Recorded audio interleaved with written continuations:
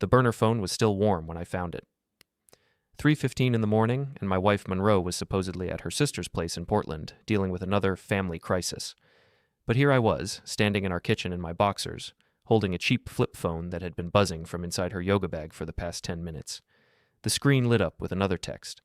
"Can't wait to see you tomorrow, baby. Jory misses you already." Jory. Not exactly a family name I recognized from Monroe's side. Before we dive deeper into this story, I have one small request.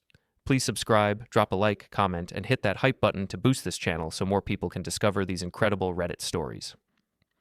I set the phone down carefully on our granite countertop, the same countertop Monroe had insisted we needed to elevate our home's aesthetic last spring. Funny how expensive granite doesn't make lies any prettier. My hands weren't shaking. That surprised me. After 15 years of marriage, you'd think discovering your wife's affair would trigger some kind of physical response. Instead, I felt oddly calm, like an architect studying blueprints and finally spotting the structural flaw that explained why the whole building was falling down. The phone buzzed again. This time, it was a photo. I shouldn't have looked, but I did. Monroe, my wife of 15 years, wearing lingerie I'd never seen before, smiling at the camera with an expression of pure joy I hadn't witnessed in our bedroom for at least 3 years. The timestamp showed yesterday afternoon, right around the time she'd called me at the office, voice dripping with concern about her sister's emergency. I poured myself 3 fingers of bourbon and sat down at our kitchen table. The same table where Monroe had served me dinner just 2 nights ago, chattering about her new yoga instructor and how spiritually fulfilling her practice had become. Apparently, spiritual fulfillment came with a dental degree and a wedding ring, because a quick Google search of Jory Dentist Maine brought up Dr. Jory Trentell's practice website, complete with a photo of him grinning beside his wife and 2 kids. The burner phone buzzed a 3rd time. "Monroe, you there?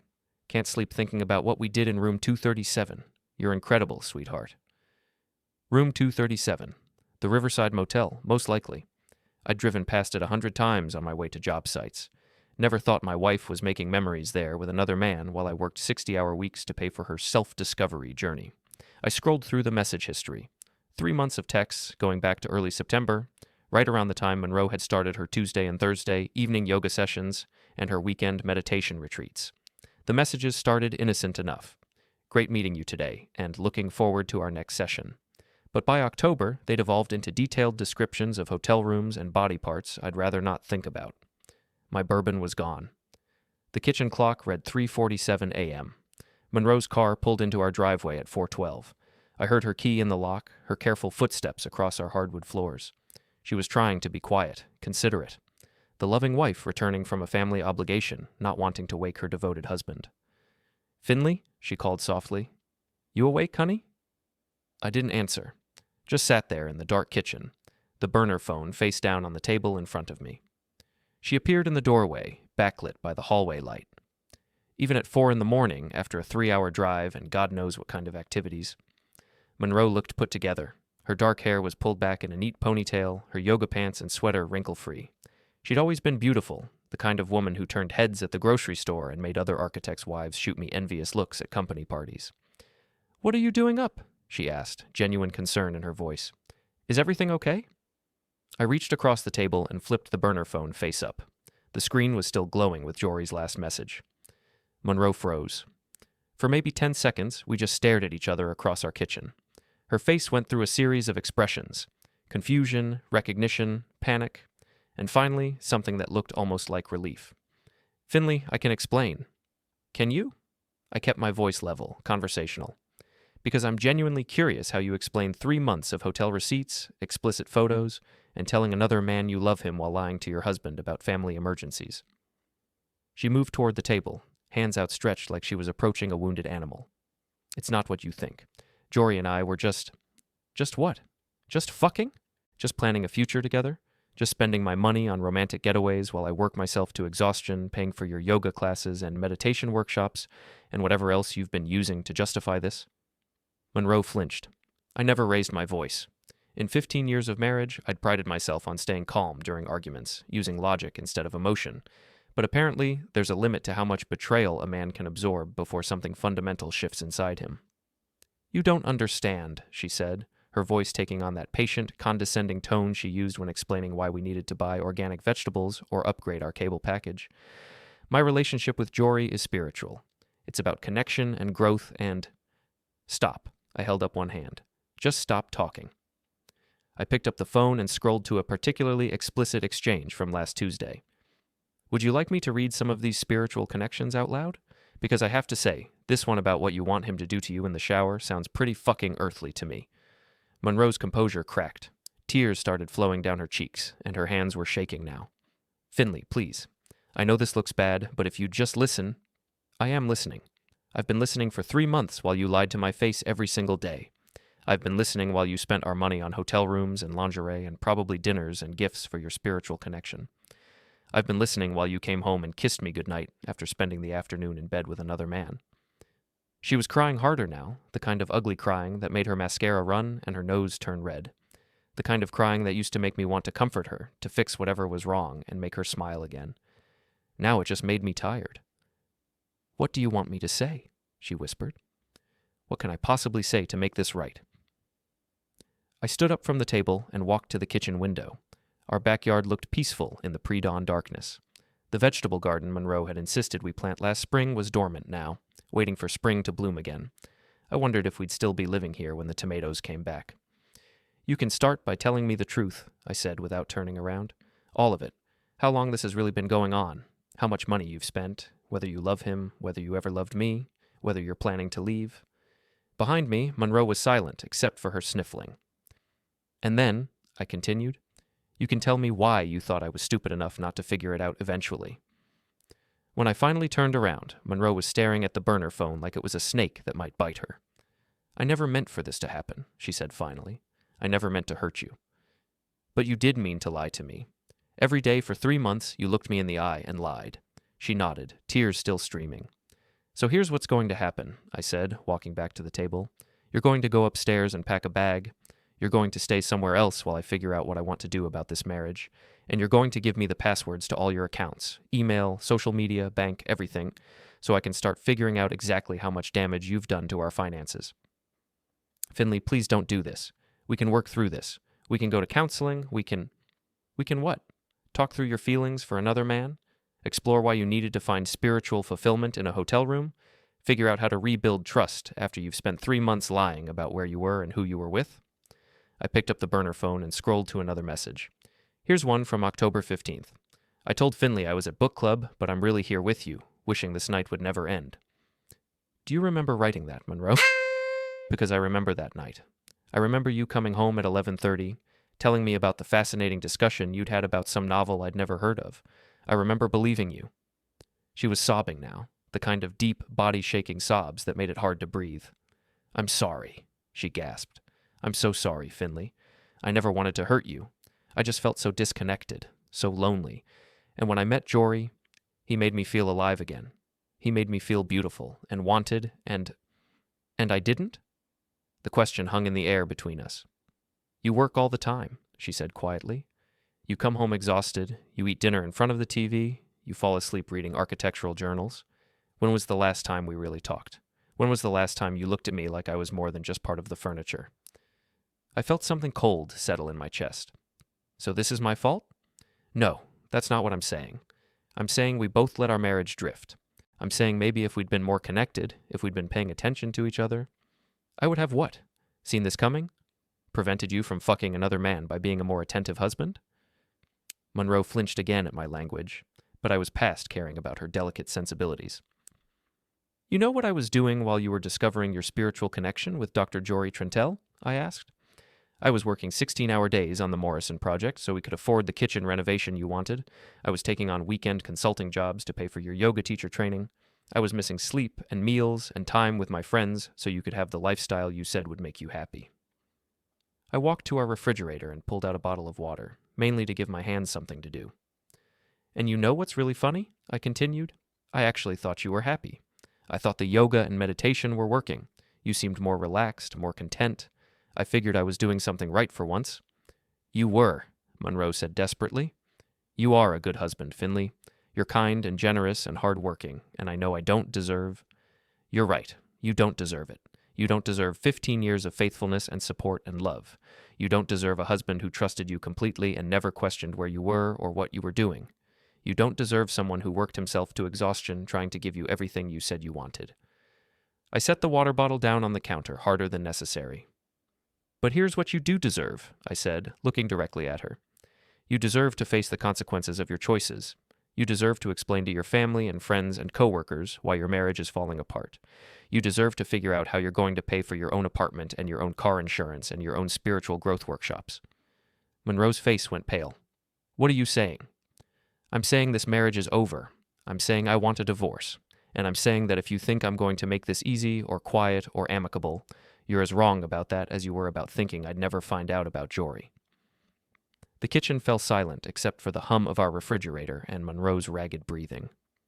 Please, she whispered. Please don't do this. I'll end it with Jory. I'll do whatever you want. We can start over. I looked at my wife, soon to be ex-wife, and felt nothing but exhaustion. Go pack your bag, Monroe. Be out of here by noon. She stood there for another minute, maybe hoping I'd change my mind or soften my position. When it became clear that wasn't happening, she turned and walked toward the stairs. At the doorway, she stopped. For what it's worth, she said without turning around, I did love you. I do love you. I just forgot how to show it. After she was gone, I sat back down at the kitchen table and picked up the burner phone. There were 47 unread messages dating back to last Tuesday, photos, videos, voice messages, long romantic texts about future plans and shared dreams. I scrolled through all of it, methodically, like reviewing architectural plans for code violations. By the time I was finished, the sun was coming up, and I had a pretty clear picture of exactly how my wife had been spending her time and our money for the past 3 months. I also had the beginning of a plan. Monroe thought this was over, that she'd pack a bag, move in with Jory, and we'd have a civilized divorce where she got half of everything and walked away with her dignity intact. She was wrong about that, too. Monroe left at 11:30 a.m. with 2 suitcases and her yoga bag, climbing into a silver BMW I didn't recognize. Through our front window, I watched her kiss the driver, a tall, athletic man with perfect teeth and the kind of confident posture that screamed successful professional. Dr. Jory Trentell, I presumed. Making house calls now. I waited until they were gone before calling my friend Mason. Mason Kellerman and I had known each other since college, back when he was studying criminal justice and I was learning how to design buildings that wouldn't fall down. Now he ran a private investigation business out of a converted warehouse downtown, specializing in insurance fraud and cheating spouses. We'd stayed close over the years, bonding over our shared love of bourbon and our mutual bewilderment at how complicated women could make simple situations. Finley, Mason answered on the second ring. Please tell me you're calling to invite me fishing this weekend because I've had 3 divorce cases this week and I need to do something that doesn't involve photographing people in hotel parking lots. Actually, I said, I might have a 4th divorce case for you. Silence on the other end. Shit, Mason said finally. Monroe? Monroe. How bad? 3 months with a married dentist. Hotel receipts, explicit photos, and enough text messages to write a romance novel. Jesus, Finn. I'm sorry. You want me to come over? I want you to come over with your camera equipment and your laptop and whatever other spy gear you use for these things. I need to know everything about Dr. Jory Trentell, and I need to know it fast. Mason was quiet for a moment. You sure about this? Sometimes it's better not to know all the details. I'm sure. All right, give me an hour. While I waited for Mason, I did some reconnaissance of my own. Monroe had left her laptop behind. Probably figured she didn't need it since she had the burner phone for communicating with Jory. But she'd forgotten that we shared a cloud storage account, which meant I had access to 3 months of photos she'd been saving. The pictures told a story I wish I'd never read. September. Monroe and Jory at a restaurant I recognized downtown, sitting close together, holding hands across the table. She was wearing the blue dress I'd bought her for our anniversary last year. October. Hotel room selfies, the 2 of them in bathrobes, champagne glasses in hand, looking like honeymooners. The timestamp showed a Tuesday afternoon, the same Tuesday I'd worked until midnight finishing the Henderson house plans. November. A weekend getaway to some lakeside cabin, Monroe laughing as Jory carried her across the threshold like a bride. She told me she was visiting her college roommate in Boston that weekend. I'd even driven her to the airport. By the time Mason arrived, I'd printed out 43 photos and organized them chronologically on our dining room table, evidence of a double life I'd been too trusting, or too stupid, to notice. Mason took one look at the spread and whistled low. She wasn't exactly trying to hide it, was she? Apparently not. I poured us both coffee and sat down across from him. What I can't figure out is how I missed all the signs. I mean, look at this stuff. She was practically documenting the whole affair. Mason picked up one of the restaurant photos and studied it. You missed the signs because you trusted your wife. That's not stupidity, Finn. That's marriage. Well, marriage is over now. What I need to know is how to make sure she doesn't walk away from this with half my assets and a clean reputation. Okay. Mason pulled out his laptop and a small digital camera. Let's start with what you know about the boyfriend. I told him everything I'd learned from the burner phone and the photos. Dr. Jory Trentell, age 41, married with 2 kids, ran a successful dental practice on Elm Street, drove a silver BMW, lived in the Oakwood subdivision, and apparently had enough disposable income to wine and dine my wife at expensive restaurants and weekend getaways. He's married? Mason asked, typing notes. Very married. I looked up his practice website. He's got the whole perfect family portrait. Beautiful wife, teenage daughter, younger son. They look like they stepped out of a dental insurance commercial. Mason grinned. This keeps getting better. Cheating spouses are bad enough, but when they're both cheating on other people, the leverage multiplies exponentially. Leverage? Think about it. Right now, Monroe and Jory think they're in control of this situation. They think they can manage the fallout, control the narrative, maybe even come out of this looking like star-crossed lovers who found true happiness despite the odds. Mason opened a new browser window and started typing. But what happens when Jory's wife finds out her husband has been spending their kids' college funds on hotel rooms with another woman? What happens when Monroe's coworkers discover she's been lying about family emergencies to cover up her affair? What happens when their friends and neighbors and professional contacts learn the truth about how this relationship really started? I was beginning to see where he was going with this. You're talking about destroying their reputations. I'm talking about consequences, Mason corrected. Natural, logical consequences for choices they made. They decided to lie and cheat and sneak around behind their spouses' backs. All we're doing is making sure the truth comes to light. He pulled up Jory's dental practice website and started clicking through the pages. Dr. Jory Trentell, he read aloud. Graduated from University of Maine Dental School, been practicing for 18 years, specializes in cosmetic dentistry and family care.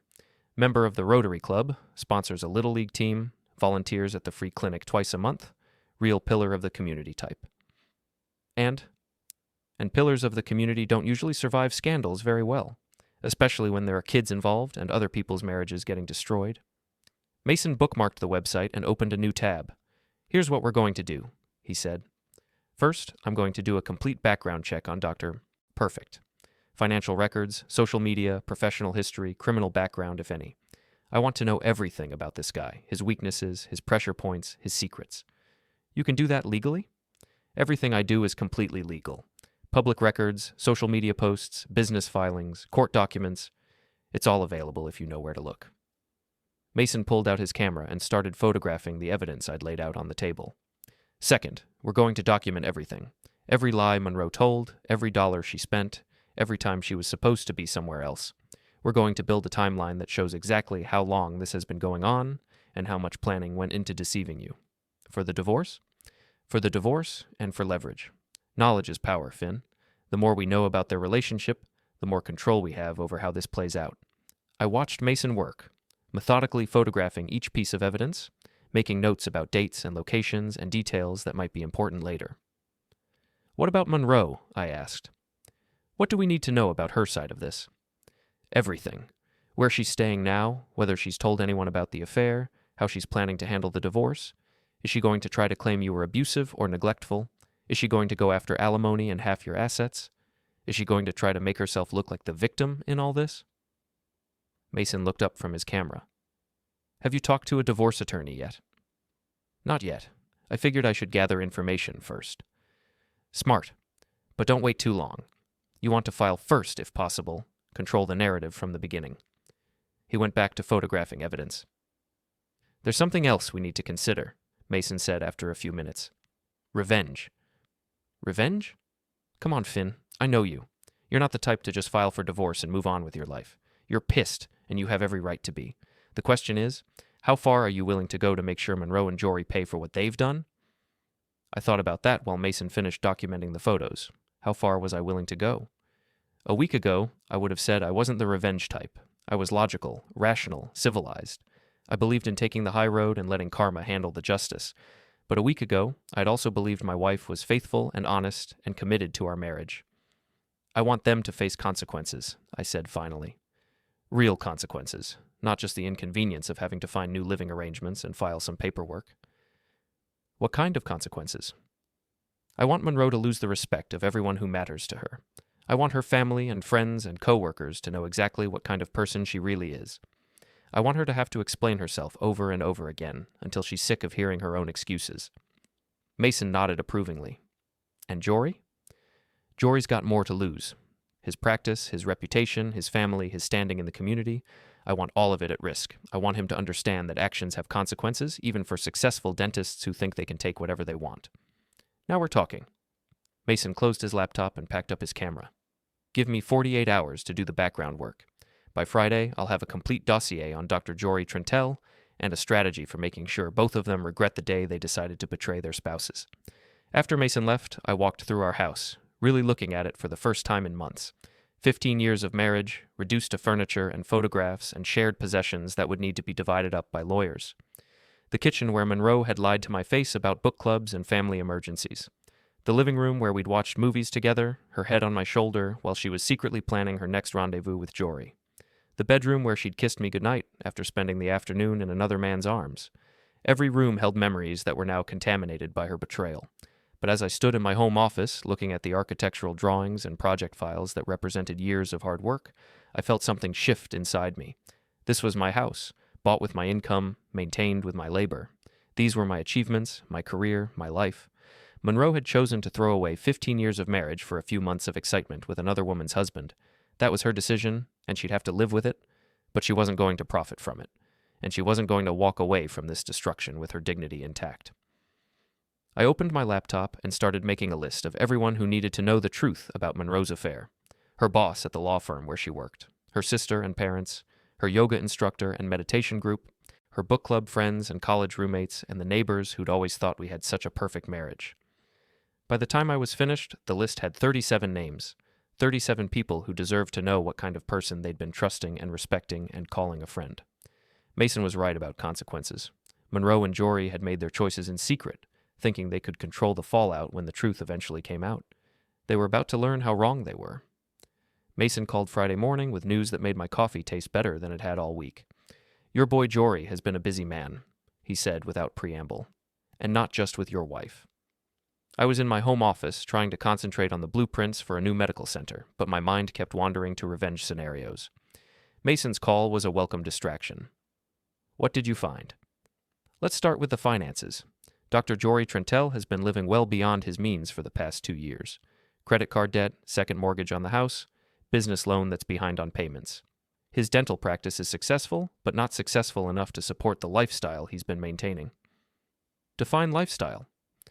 Country club membership, luxury cars for him and the wife, private school for the kids, annual family vacations to Europe, plus, and this is where it gets interesting, about $15,000 in unexplained cash withdrawals over the past 6 months. I set down my coffee cup. Hotel rooms and gifts for Monroe. That would be my guess, but here's the beautiful part. His wife Erin handles all the household finances. She's got to know they're hemorrhaging money, which means she's probably been asking questions about where all that cash is going. Mason paused, and I could hear him flipping through papers. There's more. Jory's been married for 19 years, but this isn't his first affair. I found divorce filings from 2018. Erin filed for divorce, then withdrew the petition 6 months later. The original filing cited adultery and emotional cruelty. So he's done this before. At least once that we know of. And if there were divorce papers filed, there were probably lawyers involved, which means documentation. Erin Trentell has been down this road before with her husband. I was starting to see the bigger picture. Jory wasn't some middle-aged man who'd fallen unexpectedly in love with my wife. He was a serial cheater who'd found a new victim, and his wife had already caught him once. What about Monroe? I asked. Any surprises there? A few. She's been more careful about covering her tracks, but not careful enough. I traced her credit card statements. She's been spending your money on a lot more than hotel rooms. New clothes, expensive lingerie, jewelry, spa treatments. She's been getting herself ready for a new life with Dr. Wonderful. Mason's tone turned darker. She's also been talking. I have a contact at the law firm where she works. Apparently Monroe's been confiding in her coworker, Leah, about her unhappy marriage and her spiritual awakening with a new man. She's been building a narrative that paints you as a neglectful workaholic and herself as a lonely wife who found true love despite her circumstances. That stung more than I'd expected. She's been setting up the story for when people find out about the affair. Exactly. She's been laying groundwork for months, making herself look sympathetic, and you look like the bad husband who drove her into another man's arms. I felt that cold anger settling in my chest again. Monroe hadn't just betrayed our marriage. She'd been systematically destroying my reputation to justify her betrayal. So what's our move? I asked. We accelerate the timeline. Instead of letting Monroe and Jory control when and how this information comes out, we take control of the narrative ourselves. Mason's voice took on the tone he used when he was explaining surveillance techniques. Calm, methodical, slightly predatory. Here's what I'm thinking. Jory's wife Erin already suspects something. She's got to, with all that missing money and her husband's history. We give her the evidence she needs to confirm her suspicions, but we do it in a way that maximizes the damage to both Jory and Monroe. How? Public humiliation. These two have been sneaking around in secret for months, thinking they're so clever and discreet. We drag their affair into the light in the most embarrassing way possible. Mason outlined his plan. It was elegant in its simplicity and devastating in its potential impact. Step 1. We would approach Jory Trentell with evidence of her husband's affair, but not privately. Instead, we'd arrange for her to discover the truth in a public setting, where her reaction would be witnessed by as many people as possible. Step 2.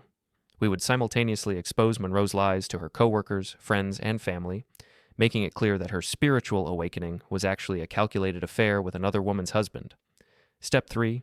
We would document everything, creating a permanent record of their humiliation that would follow them long after the initial scandal faded.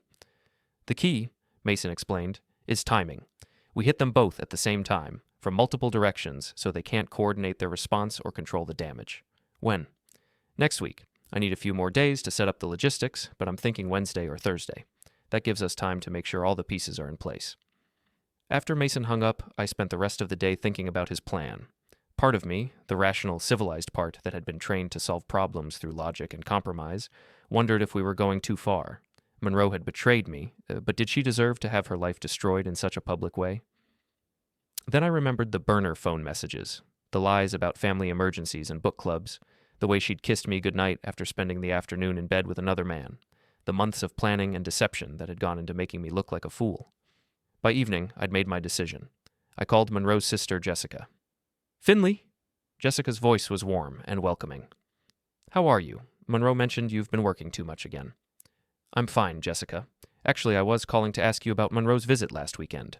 She said there was some kind of family emergency." Silence on the other end. "Family emergency," Jessica said finally. "Finley, I haven't seen Monroe in 2 months. She didn't visit me last weekend." "Are you sure? She left Friday night, said she'd be back Sunday evening. She seemed really worried about something." "I don't know what to tell you. She definitely wasn't here. Maybe she meant our cousin Sarah, or maybe she got the dates mixed up." "Maybe," I said. "Sorry to bother you, Jessica. I must have misunderstood." "No problem. But Finley, is everything okay? You sound stressed." "Just work stuff. Thanks for clearing that up." After I hung up, I called Monroe's book club friend, Patricia. "Oh, hi, Finley. Is Monroe feeling better? She missed book club again this week." "Again?" "She's missed the last 3 meetings. She keeps saying she's not feeling well or she has family obligations. We're starting to worry about her." 3 more phone calls confirmed what I already suspected. Monroe's yoga instructor hadn't seen her in weeks. Her meditation group thought she'd dropped out. Her college roommate hadn't heard from her since August. Every alibi Monroe had given me for the past 3 months was a lie. Every story about where she was and what she was doing had been carefully constructed fiction designed to cover up her affair. I made a list of everyone I'd spoken with and their responses. By Wednesday, when Mason's plan went into effect, these same people would know exactly why Monroe had been lying to them. That night, I drafted an email that would go to Monroe's boss, her coworkers, and her professional contacts. It was factual, unemotional, and devastating. "I am writing to inform you that my wife, Monroe Calver, has been engaged in an extramarital affair for the past 3 months with Dr. Jory Trentell, a married father of 2. During this time, Monroe has used false claims of family emergencies and personal illness to obtain time off work while she conducted this relationship. She has also been using marital assets to fund hotel stays, gifts, and other expenses related to this affair. I have documented evidence of these activities, including photographs, text messages, and financial records. I felt it was important for Monroe's professional contacts to understand the true nature of her recent absences and behavior. I didn't send the email. Not yet. But having it ready made me feel like I was finally taking control of a situation that had been controlling me for months. Tuesday night, Mason called with final details. "Everything's set for tomorrow," he said. "Erin Trentell will be at her son's basketball game at Riverside High School at 7 p.m. The whole family goes. It's apparently a weekly tradition. Jory will be there too, playing the devoted father role.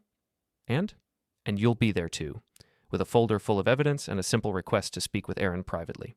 When she sees the photos and reads the text messages, she's going to have a very public reaction. Trust me on this." "What about Monroe?" "I've arranged for her coworker Leah to receive an anonymous package tomorrow morning, copies of the hotel receipts, the burner phone messages, and photos of Monroe and Jory together. Leah's the office gossip, so the whole law firm will know about the affair by lunchtime." Mason paused. "You sure you're ready for this, Finn? Once we pull this trigger, there's no going back. Monroe and Jory's lives are going to implode very publicly, and it's going to get messy." I thought about Monroe kissing me goodnight while planning her next rendezvous with another woman's husband. I thought about months of lies and deception and financial betrayal. I thought about the narrative she'd been building to make me look like the villain in our marriage. "I'm ready," I said. Wednesday morning, I woke up feeling calmer than I had since finding the burner phone. Today, the lies would stop. Today, Monroe and Jory would face the consequences of their choices. Today, the truth would finally come to light. The Riverside High School gymnasium was packed for the basketball game, just like Mason had predicted. I sat in the bleachers with a manila folder in my lap, watching Dr. Jory Trentell play the role of devoted family man. He was sitting 3 rows ahead of me with his wife Erin and their teenage daughter. Perfect posture, expensive casual clothes, the kind of confident smile that came from years of successful deception. Every few minutes, he'd lean over to whisper something to his wife or cheer for his son on the court. The picture of suburban respectability. Erin Trentell was exactly what I'd expected. Attractive in that well-maintained way of upper-middle-class wives, perfectly styled blonde hair, designer jeans that probably cost more than my monthly grocery budget. She looked happy, engaged, completely unaware that her husband had been spending their money on hotel rooms with my wife for the past 3 months. At halftime, I made my move. "Excuse me, Mrs. Trentell?" I approached their row during the break when people were getting up to use the restroom or buy concessions. "I'm Finley Varlin. I was wondering if I could speak with you privately for a moment." Erin looked confused but polite. "I'm sorry, do we know each other?" "Not exactly, but I have some information about your husband that I think you need to see." Jory's head snapped around at the mention of his name. When he saw me standing there with the folder, his face went white. "Who are you?" he asked, standing up from the bleacher seat. "What do you want?" "I'm Monroe Calver's husband," I said calmly. "And what I want is for your wife to know the truth about where you've been spending your evenings and weekends for the past 3 months." The people around us were starting to notice the tension. Conversation stopped, heads turned in our direction. Jory's daughter was looking back and forth between her father and me with growing alarm. "I don't know what you're talking about," Jory said, but his voice lacked conviction. "Don't you?" I opened the folder and pulled out one of the hotel photos, Jory and Monroe in bathrobes, champagne glasses raised in a toast. Because I have about 40 more pictures just like this one, plus 3 months of text messages and hotel receipts. Erin's face went through the same series of expressions I'd seen on Monroe's face that night in our kitchen. Confusion, recognition, shock, and then a rage so pure it was almost beautiful to witness. "You son of a bitch," she said quietly, staring at the photo. Then louder. "You lying, cheating son of a bitch." The entire section of bleachers fell silent. Everyone was staring now, sensing drama but not yet understanding the details. "Erin, please," Jory said, reaching for his wife's arm. "Let me explain." "Explain?" Erin's voice was rising. "Explain how you've been screwing another man's wife while I've been home with our children? Explain where all our money has been going while I've been cutting coupons and worrying about college tuition?" She turned to me, tears streaming down her face, but her voice steady with fury. "How long?" she demanded. 3 months that I know of," I said. "But according to my information, this isn't his first affair." "Oh, God." Erin buried her face in her hands. "Oh, God, not again." Jory was looking around desperately, realizing that half the gymnasium was now watching his marriage disintegrate in real time. His daughter was crying, his son had stopped playing basketball and was staring up at the bleachers in confusion. "We should discuss this privately," Jory said, trying to salvage some dignity from the situation. "Privately?" Aaron laughed, but there was no humor in it. Like you conducted your affair privately? Like you privately spent our children's college fund on hotel rooms and gifts for your whore? The word whore echoed through the gymnasium. Several people gasped. Someone's phone was out, recording the confrontation. Aaron, the kids, Jory started. The kids what? The kids deserve to know what kind of man their father really is. The kids deserve to understand why Mommy and Daddy are getting divorced again. She stood up from the bleacher seat and faced the crowd that had gathered to watch the spectacle. Ladies and gentlemen, she announced, her voice carrying clearly through the quiet gymnasium, I'd like you all to meet my husband, Dr. Jory Trentell. He's a dentist, a pillar of the community, and apparently a serial cheater who's been having an affair with another man's wife while I've been home raising his children. The crowd murmured in shock and disapproval. I recognized several faces from around town. Other parents, business owners, people who knew the Trentell family's reputation. Aaron, stop, Jory pleaded. You're making a scene. I'm making a scene? She turned back to him with renewed fury. You made this scene when you decided to cheat on me again. You made this scene when you decided to humiliate me and our children. I'm just making sure everyone knows the truth about who you really are. She grabbed her purse and started pushing past people to get out of the bleacher row. Kids, we're leaving, she called to her children. Your father can find his own way home. As Erin and her children made their way toward the exit, the crowd's attention turned to Jory. He was standing there in his expensive casual clothes, looking like a man whose world had just collapsed in the most public way possible. Dr. Trentell, someone called out. Is it true? Are you having an affair? Jory looked around at all the faces staring at him. Neighbors, friends, parents of his children's classmates, people who'd trusted him with their dental care and their community respect. This is a private matter, he said weakly. Doesn't look very private to me, another voice called out. Someone laughed. Then someone else. Within seconds, the man who'd walked into the gymnasium as a respected community member was being mocked by a crowd of his peers. I closed the folder and headed for the exit. My work here was done. Outside in the parking lot, I could see Erin Trentell sitting in her car, talking rapidly on her phone, probably calling a lawyer or her sister or both. Her children were in the back seat, the daughter still crying, the son looking stunned.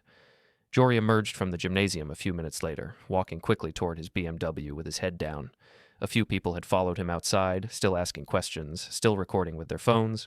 He saw me standing by my truck and changed direction, approaching with the kind of aggressive posture men adopt when they're desperate and cornered. You bastard, he said when he reached me. You destroyed my family. No, I replied calmly. You destroyed your family when you decided to cheat on your wife. I just made sure she found out about it. You could have handled this privately. You could have come to me man to man, given me a chance to end things with Monroe and work on my marriage. I studied his face, still handsome despite the stress, still carrying that entitled confidence that had probably served him well his entire life. The same way you worked on your marriage after your wife caught you cheating in 2018, I asked. Jory's face went pale again. How did you? I know everything, Jory. Your financial problems, your history of affairs, the way you've been lying to your wife and stealing from your family to fund your relationship with mine. I stepped closer to him, close enough that he had to look directly into my eyes. You thought you could take whatever you wanted without consequences. You thought you were smarter than everyone else, more deserving, more entitled to happiness than the people whose lives you were destroying. Jory was backing away now, but I followed. Well, here are your consequences. Your wife knows the truth. Your children know the truth. Half the town knows the truth. And by tomorrow, the other half will know too. What do you want from me? He asked desperately. I want you to stay away from my wife. I want you to understand that actions have consequences, even for successful dentists who think they're above the rules that govern everyone else. I got into my truck and drove away, leaving Jory standing alone in the parking lot under the harsh glare of the gymnasium lights. When I got home, there were 6 missed calls on my phone, all from Monroe. I didn't call her back. Instead, I poured myself a bourbon and sat in my kitchen, thinking about justice and revenge and the difference between the two. Tomorrow, Monroe would face her own reckoning. Her coworkers would know about the affair, her friends would know about the lies, her family would know about the betrayal. But tonight, I was content to sit in my quiet house and savor the knowledge that Jory Trentell's perfect life had just imploded in front of half the town. It was a good start. Monroe showed up at my door at 7:30 the next morning, looking like she hadn't slept in days. Her usually perfect hair was pulled back in a messy ponytail, her makeup couldn't hide the dark circles under her eyes, and she was wearing the same clothes I'd seen her in yesterday. We need to talk, she said without preamble. No, we don't. I started to close the door, but she pushed past me into the house. "Jory called me last night," she said, spinning around to face me in our entryway. "He told me what you did at the basketball game. How could you humiliate him like that in front of his children?" I stared at my soon-to-be ex-wife, amazed by her ability to make herself the victim in every situation. "How could I humiliate him? Monroe, he's been cheating on his wife with you for 3 months. He's been stealing money from his family to pay for hotel rooms and gifts. His children were going to find out eventually. I just made sure it happened sooner rather than later. That wasn't your decision to make. Actually, it was exactly my decision to make. When you decided to have an affair with a married man using my money and my trust, you made it my decision." Monroe's phone buzzed. She glanced at it, and her face went even paler. "What now?" I asked. "My boss wants to see me in his office at 9 a.m. She looked up at me with something approaching panic. "Finley, what did you do?" "I told the truth. To Jory's wife, to your co-workers, to anyone who had a right to know that the person they trusted was lying to them." "You sent information about my personal life to my workplace?" "I sent information about your professional conduct to your workplace. The lies you told to get time off, the way you've been using family emergencies and fake illnesses to cover up your affair. Your boss has a right to know that his employee has been systematically deceiving him." Monroe sank into one of our living room chairs, her phone still buzzing with incoming messages. "You're destroying my life," she said quietly. "No, Monroe. You destroyed your life when you decided to cheat on your husband with another woman's husband. You destroyed your life when you decided to lie to everyone who trusted you. You destroyed your life when you chose 3 months of excitement over 15 years of marriage." I sat down across from her, studying the woman I'd been married to for a decade and a half. She looked smaller somehow, diminished by the weight of consequences she'd never expected to face. "What do you want from me?" she asked. "Do you want me to grovel? Do you want me to beg for forgiveness? Do you want me to promise it will never happen again?" "I want you to understand something," I said. "This isn't about punishment or revenge or making you suffer. This is about consequences. Natural, logical consequences for choices you made." Monroe's phone rang. She looked at the caller ID and declined the call. "That's the 3rd time my sister has called this morning," she said. "I can't face talking to her." "You're going to have to talk to her eventually. You're going to have to talk to all of them, your family, your friends, your coworkers. You're going to have to explain why you lied to them and used them as alibis for your affair." "I can't." Monroe was crying now, the kind of desperate tears that came from realizing your world was collapsing and there was nothing you could do to stop it. "I can't face them. I can't explain this." "Then don't. Pack your things, move somewhere else, start over with a new job and new friends who don't know about any of this." "Is that what you want? You want me to disappear?" I thought about that question while Monroe cried in our living room chair, surrounded by the wreckage of the life she'd built on lies and deception. "What I want," I said finally, "is for you to take responsibility for what you've done. I want you to stop making excuses and blaming other people and acting like you're the victim in this situation." "I know I'm not the victim," Monroe said through her tears. "I know I screwed up. I know I hurt you and Jory's family and everyone else. But did you have to destroy everything? Did you have to make sure I lost my job and my friends and my reputation? Did you have to lie to me for 3 months? Did you have to spend our money on another man? Did you have to kiss me goodnight after spending the afternoon in bed with someone else?" Monroe flinched at each question like I was slapping her. "I'm sorry," she whispered. "I'm so sorry, Finley. I never meant for it to go this far. I never meant to hurt so many people." "But you did, and now you have to live with the consequences." Her phone buzzed again. This time she answered it. "Hello, Jessica." Monroe's voice was small and defeated. "Yes, I know you've been trying to reach me." I could hear her sister's voice through the phone, angry and confused and demanding explanations. "No, I wasn't visiting you last weekend," Monroe said. "I lied about that. I've been lying about a lot of things." I left Monroe to her phone call and went to my home office. I had work to do, projects to finish, a life to rebuild without her in it. An hour later, Monroe appeared in my doorway. "I'm going to stay at a hotel for a while," she said, "until I can figure out what to do next." "What about Jory? What about him? I thought you'd be moving in together, starting your new life, building your spiritual connection." Monroe's laugh was bitter. "Jory's wife kicked him out last night. He's staying at the same hotel I am, 3 doors down. We can barely look at each other." "Trouble in paradise?" It turns out sneaking around and having an affair is a lot more exciting than facing the real-world consequences of your choices. Jory's looking at a messy divorce, potential loss of his dental practice, and social exile from the community where he's built his entire life. Monroe leaned against the doorframe, looking exhausted. And I'm looking at unemployment, bankruptcy, and the knowledge that everyone I care about now knows exactly what kind of person I really am. So what's next? I don't know. Jory keeps talking about moving somewhere else, starting over in a different state where nobody knows us. But I can't just run away from this. Why not? It's what you're good at. Running away from problems, lying about where you are, pretending to be someone you're not. Stop. Monroe's voice was sharper now. I get it, okay? I'm a terrible person who made terrible choices. You don't have to keep reminding me. Actually, I do. Because for 3 months, you convinced yourself that what you were doing was justified. You convinced yourself that I was a bad husband who deserved to be cheated on. You convinced yourself that your happiness was more important than everyone else's. I stood up from my desk and faced her directly. So yes, I'm going to keep reminding you of what you did. I'm going to make sure you understand the full scope of the damage you caused. Because if I don't, you'll find a way to make this someone else's fault. Monroe stared at me for a long moment, and I saw something I'd never seen in her eyes before. Genuine remorse mixed with a kind of respect. When did you become so hard? She asked quietly. When I found out my wife had been lying to me for 3 months while planning a future with another man. She nodded slowly, accepting the truth of that statement.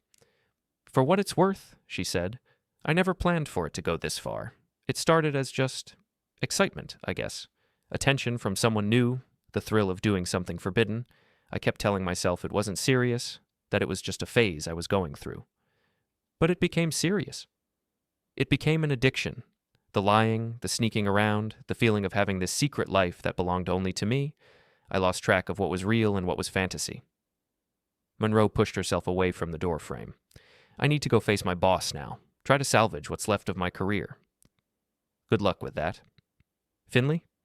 She stopped at the top of the stairs. Do you think you'll ever be able to forgive me? I considered the question seriously. Could I forgive 15 years of marriage destroyed by 3 months of lies? Could I forgive the financial betrayal, the emotional manipulation, the systematic destruction of trust that had taken years to build? I don't know, I said honestly. Ask me again in a year or two, after I've had time to rebuild my life without you in it. Monroe nodded and headed downstairs. A few minutes later, I heard the front door close and her car start in the driveway. I went back to my architectural drawings, but I couldn't concentrate. Instead, I found myself thinking about consequences and justice and the difference between punishment and natural results. Monroe was right. I had become harder. The man she'd been married to would have tried to work things out, would have gone to counseling, would have found a way to forgive and rebuild. But that man had trusted his wife completely and believed in the fundamental goodness of people he loved. This man knew better. My phone rang. Mason. How did it go with Monroe? He asked. She's unemployed, homeless, and facing the reality that her affair partner is more interested in saving his own skin than building a future with her. And how do you feel about that? I thought about Monroe sitting in our living room chair, crying as she realized the full scope of what she'd lost. I thought about her defeated voice as she admitted her lies to her sister. I thought about her question about forgiveness and my honest answer. I feel like justice has been served, I said. Good, because it's not over yet. What do you mean? Jory's not done fighting. Men like him don't go quietly into exile. He's going to try to salvage his reputation, probably by making you and Monroe look like the villains in this story. Mason paused. You need to be prepared for the next phase of this war, because that's what this is now, a war for control of the narrative. And Jory has more resources and more to lose than you do. After Mason hung up, I sat in my office thinking about war and narrative and the difference between winning a battle and winning a campaign. Monroe and Jory had lost the first battle. Their affair was exposed, their reputations were damaged, their lives were in chaos. But Mason was right. This wasn't over. Men like Jory Trentell didn't accept defeat gracefully. They fought back, using money and connections and social influence to rewrite history in their favor. I needed to be ready for whatever came next. 3 days after Monroe lost her job, Jory Trentell made his countermove. It started with a phone call from my biggest client, Harold Morrison, canceling our contract for the new medical center that would have been the crown jewel of my architectural portfolio. I'm sorry, Finley, Harold said, his voice uncomfortable but firm. I've been hearing some disturbing things about your personal situation, and I can't have that kind of drama associated with my project. What kind of disturbing things? Well, there are rumors that you've been harassing a local dentist and his family. something about stalking and public humiliation and threatening behavior. I felt that familiar cold anger settling in my chest. Harold, whoever told you that is lying. Dr. Jory Trentell has been having an affair with my wife. I simply made sure his wife found out about it. Look, I don't want to get involved in your marital problems, but Jory Trentell is a respected member of this community, and he's telling people that you're unstable and potentially dangerous. And you believe him? I believe that I can't afford to have my project associated with this kind of controversy. I'm sorry, Finley, I really am. After Harold hung up, I called Mason. Jory's fighting back, I told him. He's spreading rumors about me being unstable and dangerous. I just lost my biggest contract. Son of a bitch, Mason said. I was afraid this might happen. He's trying to flip the script, make himself look like the victim of a vindictive ex-husband. Can he do that? Can he actually convince people that I'm the bad guy in this situation? He can try, and he's got advantages. Money, social connections, professional reputation. Plus, most people don't want to believe that their dentist is a serial cheater. It's easier to believe that you're a jealous husband who went too far. Mason paused, and I could hear him typing on his computer. We need to get ahead of this, he said. We need to make sure the truth gets out before Jory's version of events becomes the accepted narrative. How? Public documentation. We put everything out there, the photos, the text messages, the financial records, the timeline of lies. We make it impossible for Jory to claim he's the victim. That sounds like it could backfire. People might think I'm obsessed or vindictive. Maybe, but right now, Jory is controlling the narrative. He's had 3 days to plant seeds of doubt about your mental state and your motives. We need to counter that with facts. That afternoon, I drove to Jory's dental office. Not to confront him, I'd learned my lesson about public scenes, but to observe. I wanted to see how he was handling the fallout from his exposure. The parking lot was nearly empty. Through the front windows, I could see Jory sitting at the reception desk, apparently handling his own appointments since his staff had apparently abandoned ship. He looked haggard, stressed, nothing like the confident man I'd confronted at the basketball game. As I watched, a middle-aged woman emerged from the building, shaking her head in disgust. She got into her car and drove away without scheduling another appointment. Jory's reputation in the community was clearly suffering, despite his attempts to reframe the narrative, but he still had enough influence to damage my business, and that was a problem I needed to solve. I drove home and spent the evening crafting a detailed response to Jory's accusations. It was 10 pages long, meticulously documented, and devastating in its thoroughness. I outlined the timeline of the affair, provided evidence of Monroe's lies and Jory's financial deception, and included testimonials from people who could verify my character and mental stability. But before I could decide whether to release it, Monroe called. Finley, we need to talk. It's important. I thought we'd said everything we needed to say. Jory's planning something that could hurt both of us. Against my better judgment, I agreed to meet her at a coffee shop downtown. She was already there when I arrived, sitting in a corner booth with her hands wrapped around a cup of tea like she was trying to draw warmth from it. You look terrible, I said, sliding into the seat across from her. Thanks. You always knew how to make a girl feel special. Despite everything, I almost smiled. Monroe's sarcasm had been one of the things I'd fallen in love with 15 years ago. What's this about Jory planning something? He's hired a lawyer, not just for his divorce, a criminal lawyer. He's claiming you've been stalking him and threatening him, and he wants to press charges. I felt the bottom drop out of my stomach. That's ridiculous. I confronted him once at a public basketball game with evidence of his affair. That's not stalking or threatening. I know that, and you know that. But Jory's lawyer thinks they can make a case that you've been harassing him and his family. They're going to claim that exposing the affair was an act of malicious revenge, not justified disclosure. Monroe leaned forward, her voice urgent. Finley, if he presses charges, it could destroy your career. Now, even if you're eventually cleared, the damage to your reputation could be permanent. So, what are you suggesting? I'm suggesting we end this. Both of us. We stop the public fighting, we handle our divorces quietly, and we try to rebuild our lives without destroying each other in the process. I studied Monroe's face, looking for signs of manipulation or deception. But she looked genuinely frightened, and for the first time since this whole mess started, she seemed to be thinking about someone other than herself. What about consequences? I asked. What about justice? What about making sure Jory faces the results of his actions? What about survival? What about cutting our losses before we all end up destroyed? Monroe reached across the table and touched my hand, the first physical contact we'd had since the night I found the burner phone. I know I don't have the right to ask you for anything, she said. I know I destroyed our marriage and hurt you in ways I can't even fully understand. But I'm asking you to be the bigger person here. I'm asking you to stop this before it destroys what's left of both our lives." I looked at my wife, my soon-to-be ex-wife, and saw something I hadn't seen in months. Genuine remorse, real fear, and maybe, for the first time since this started, actual concern for my well-being. "What exactly are you proposing?" "A truce. We both stop talking publicly about the affair. We handle our divorce through lawyers, quietly and professionally. We let Jory handle his own mess without interference from us." "And in return?" "In return, Jory drops any plans to press charges against you.